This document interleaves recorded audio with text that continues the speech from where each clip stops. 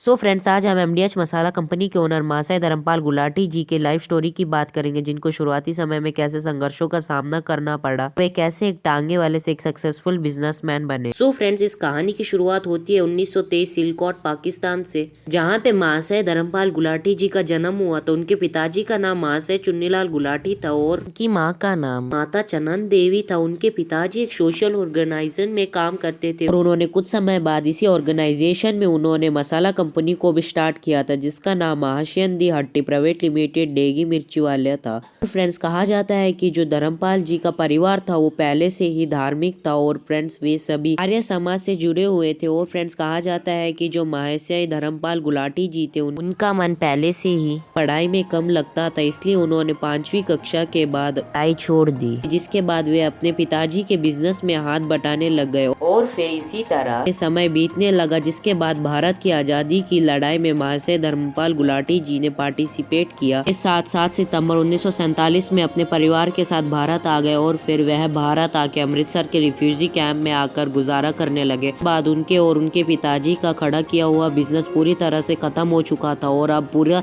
परिवार आर्थिक संकट से गुजरने लगा था। सब देखने के बाद महाशय धर्मपाल गुलाटी जी आ गए, तब भी उन्हें यहाँ आकर भी काफी परेशानियों का सामना करना पड़ा और उन्हें यहाँ पे कोई भी काम नहीं मिला। उन्होंने थोड़ा उधार लेके एक टांगा खरीदा, जिसकी कीमत 650 रुपए थी, जिसको वे कैनॉट प्लेस से करोल बाग तक चलाया करते थे और वह सफारी ढूंढने का भी काम करते थे।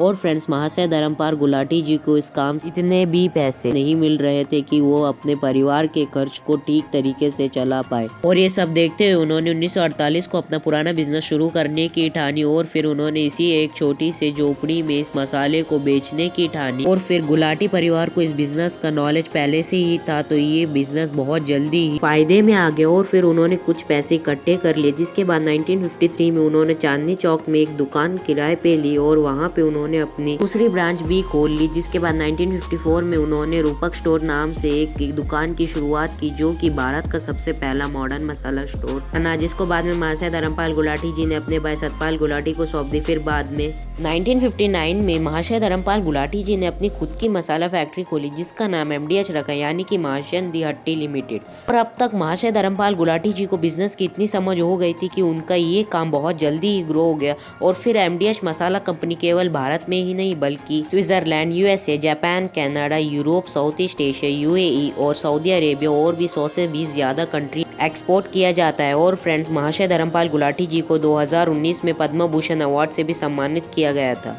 सो फ्रेंड्स, ये थी महाशय धर्मपाल गुलाटी जी की संघर्ष से सक्सेस की स्टोरी।